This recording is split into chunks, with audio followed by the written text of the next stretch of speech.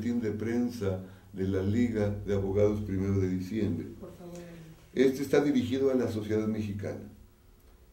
Un ataque brutal a la justicia ha ocurrido en México el primer día de gobierno de Enrique Peña Nieto y en los estertores finales del gobierno de Marcelo Ebrard. Este golpe de mano de corte fascista representa un agravio, una amenaza para la sociedad mexicana en su conjunto, tan grave que nos coloca frente a un estado de facto y en una virtual suspensión de garantías individuales, un verdadero estado de sitio con cercas metálicas de 3 metros de altura soldadas entre sí para impedir a miles de familias llegar a sus domicilios o salir de ellos, miles de elementos represivos en las calles dotados de armas prohibidas para cobijar con sangre la impostura del poder ejecutivo, ataques arteros e indiscriminados contra la población civil, 2 heridos graves, uno, Francisco Cuicendal, con fractura de cráneo con masa encefálica expuesta, otro, estudiante de la Universidad Autónoma de la Ciudad de México, con la pérdida total de un ojo, uno, por una granada de gas lacrimógeno, otro, por una bala de goma. En ambos casos, los disparos fueron directos, 96 personas detenidas de manera aleatoria, 69 consignados sin una sola prueba de cargo, con apenas el dicho de los policías. Nunca hubo una actitud disuasiva de las fuerzas represivas, sirvieron como mensajeros del dolor y el sufrimiento, visibilizando el talante represivo del nuevo régimen, entre comillas, local y federal. Para dar respuesta a esta brutal represión, un amplio y disímbolo grupo de abogados y acusó recibo y hemos decidido constituir la Liga de Abogados 1 de diciembre, teniendo como único motivo la defensa jurídica de los primeros presos políticos de este desgobierno, en defensa de los jóvenes, lo mejor del presente de nuestra sociedad, que han dado una muestra de gallardía y con su ejemplo anuncian los mejores nuevos tiempos que vendrán. Saludamos a esta juventud rebelde que se atrevió a cuestionar y desnudar los intereses de los poderes fácticos que están detrás del sedicente presidente. Después que el movimiento estudiantil popular de 1968 logró la derogación de los artículos 145 y 145 bis del Código Penal Federal, que contemplaba el delito de disolución social, en el último periodo han legislado la figura de ataques a la paz pública, con una penalidad de 5 a 30 años de cárcel. El cuerpo del delito implica el uso de sustancias tóxicas, provocación de incendios, inundaciones o hacer violencia extrema en contra de las cosas, de las personas o de las personas. Es la versión local del delito de terrorismo de nivel federal.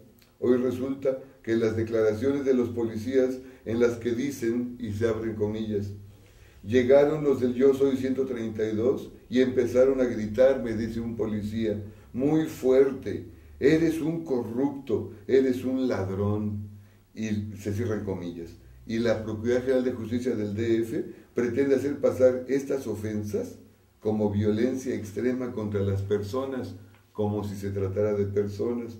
Es una aberración jurídica claramente dirigida contra los movimientos sociales de cualquier naturaleza, y ahora vemos especialmente en contra de la juventud una penalidad del doble de la señalada para el delito de rebelión y mucho más alta que para el delito de sabotaje. Esto nos da una idea de cuál es la orientación de este movimiento de abogados de esta liga el 1 de diciembre. Qué bella pregunta. Soy profesor de la UNAM desde hace 32 años, el 6 de febrero cumplo 33 años como académico de la UNAM. Tengo definitividad por oposición en las materias de Historia Universal, México 1, México 2, Teoría de la Historia, Ciencia Política 1 y 2 y Derecho 1 y 2. Actualmente imparto la materia de Derecho a nivel de bachillerato. Y mi experiencia como abogado postulante pues empezó desde antes inclusive que yo fuera abogado, en la década de los 70. Y bueno, me ha tocado participar en la elaboración de la ley de amnistía para el caso Atenco. Bueno, fui asesor legal del sindicato del Colegio de Bachilleres México, que me dio un golpe de estado hace 2 meses para quitarme de ahí porque no acepté las corruptelas de la dirección del sindicato, y me cortaron. Y me da gusto que haya sido por eso que haya yo salido de ese sindicato.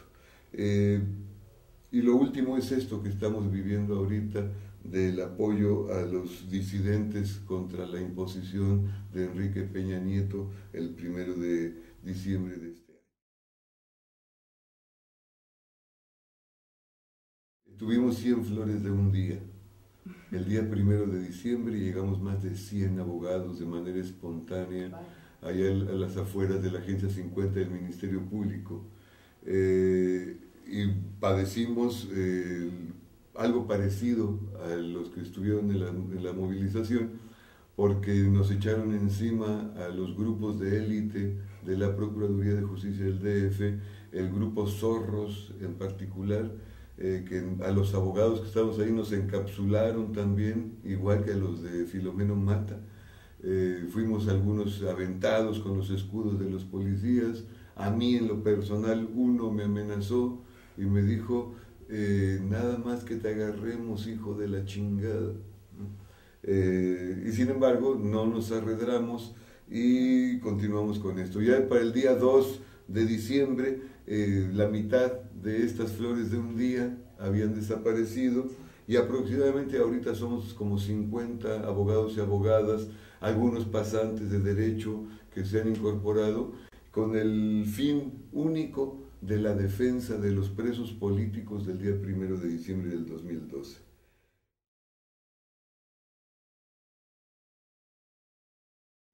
Hubo 2 eventos de disturbios el día 1 de diciembre.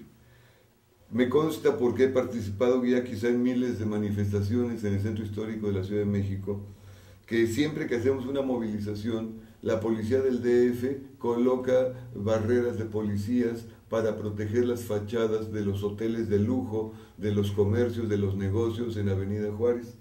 El día 1 de diciembre de este año no había un solo policía en esos lugares.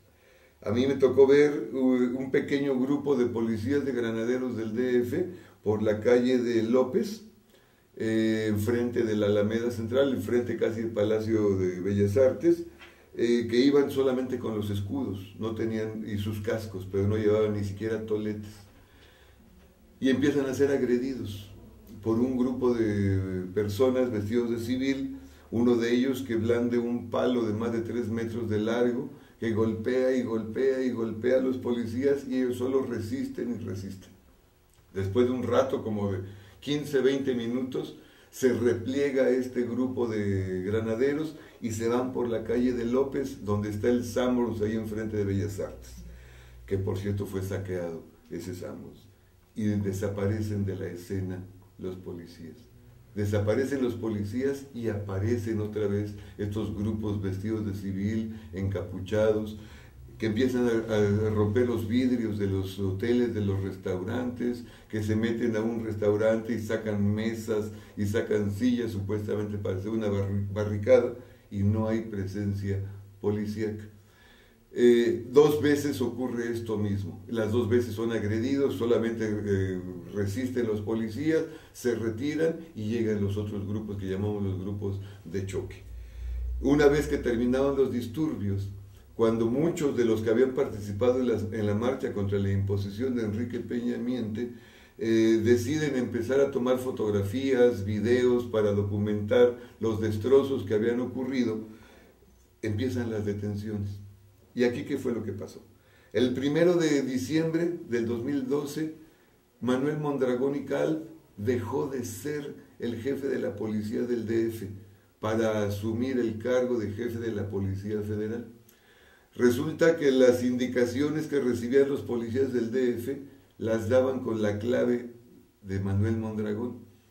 De tal manera que muchos de los mandos policíacos que se percatan que no es la clave que corresponde, porque ya no es su jefe Manuel Mondragón, deciden no obedecer las órdenes que le estaban dando por vía de radio.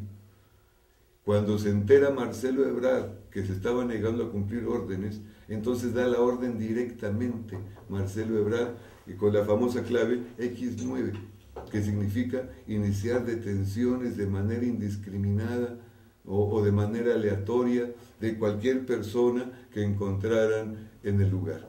Y por eso es que vemos que de los 96 detenidos, prácticamente ninguno fue detenido en flagrancia. Todos fueron detenidos después de los disturbios y por supuesto que se trata de detenciones arbitrarias, como ya lo documentó la Comisión de Derechos Humanos del DF, que elaboró una lista que primero era de 20 y tantas personas, luego creció a 40 y al final de cuentas fueron los 56 que salieron en libertad, son los que habían sido señalados como detenciones arbitrarias.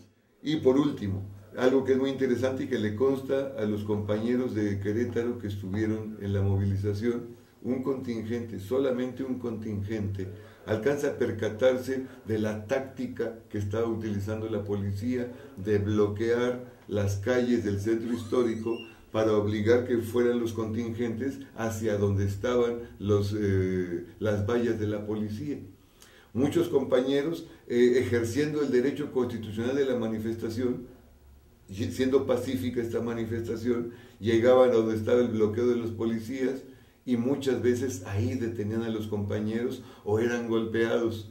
Este contingente que refiero se percata de esta táctica y entonces con el GPS de los celulares y con unos mapas que traen ahí un guía roji, empiezan a buscar salidas utilizando una táctica que me pareció muy interesante de mandar vigías a la esquina siguiente de la calle para que observara si había policía, no ir por ahí y buscar otro lado.